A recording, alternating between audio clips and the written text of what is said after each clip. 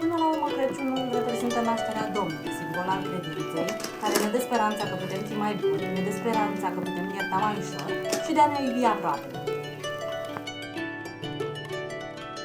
Dar pentru asta trebuie să fim puternici și sănătoși. Acest lucru stă în bucuria cu care împodobim bradul de Crăciun și lângă care ne simțim protejați. Bradul reprezintă și speranța veșnică a omenirii. Între noi își aduc aminte că atunci când eram copii, ne doream să ajungă Moș Crăciun și pe la noi. Dar de fapt era speranța de a-l vedea pe Moș Crăciun și speranța de a primi cadourile dorite.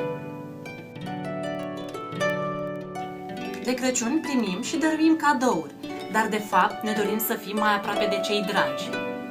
Și totodată sperăm să și le placă. Mesele de Crăciun festive, pe care le pregătim cu drag și cu sudoarea frunții pentru cei dragi, reprezintă de fapt speranța noastră de a reuni familia și de a-i aduce cât mai des acasă. Gâtul clopoțelului ne dă speranța că nu ne vom rătăci niciodată, iar dacă ne vom rătăci, acesta ne va ajuta să ne întoarcem pe calea cea dreaptă. Drumul ne va fi luminat de steaua magică, de lumina lumânărilor și multitudinea de luminițe care fac din sărbătoarea Crăciunului o atmosferă de basm. Toate simbolurile materiale își au originea într-un singur simbol, fără de care Crăciunul nu ar mai fi Crăciun, iar acela se numește speranță.